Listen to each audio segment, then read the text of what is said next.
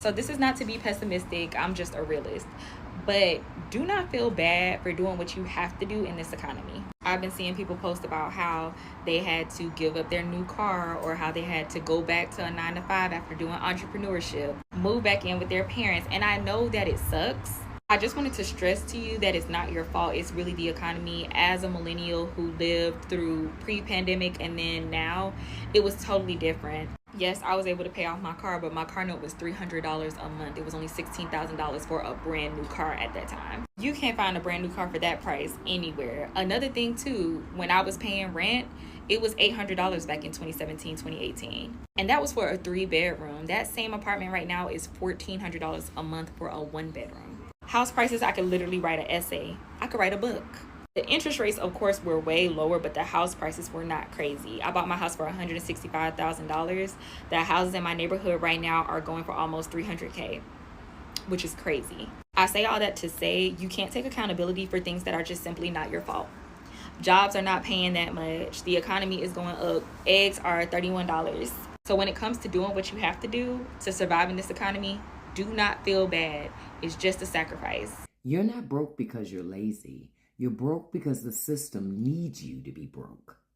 They want you drowning in rent. They want you to max out your credit cards just to survive. They want you financing $1,000 phones that you can't afford because keeping you on a debt leash is how they keep you under control.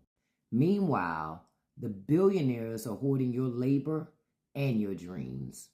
See, I need you to understand, none of this has ever been about you not working hard enough. It's always been about them never paying you what you're worth, never wanting to make the investments in you. And they sit back laughing.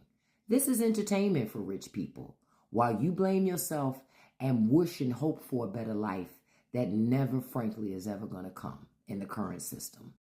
If you're tired of the game being rigged, just comment "no more games" and share this with somebody else that's sick of the games too, because we've had enough and it's fine time we start to get what we deserve.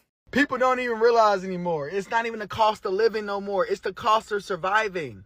And you're like, that. I don't think a lot of people are realizing this. There is no middle class. Boom, there's your bubble. I'm telling you now, the people who have it and the people who don't are so far apart from each other, it's not even funny. There is no reason somebody should be going bankrupt buying necessities to life. Like, why am I struggling to buy the bare minimum of stuff? I'm not trying to be fancy. I'm not trying to do none of that. I'm just trying to make it by. I'm still struggling. People don't even realize, let me slow down before I freaking blow a brain gasket, whatever the case may be. People don't even realize, and it's not even about race no more. Everybody is feeling this. I don't care if you red, grape, blue, white, yellow, orange, I don't care. The only color that these elite people care about is that green, that money. And if you don't have it, you're... Y'all can read this for yourselves. There's not one U.S. state where working 40 hours a week is enough to afford a 2-bedroom apartment. That is sad. That is so ridiculously sad. And the other day I heard an elderly woman talking about these younger folks don't know what working hard is. As someone who had 3 jobs in college while being a full-time college student, y'all are really checked out with reality right now. Like, everything is too expensive. I went to the store the other day. 1 bottle of Sprite and a bag of Doritos. Guess how much? $5.50 for 1 bag of chips. The bag wasn't even huge. It was around like one of those dollar-sized bags.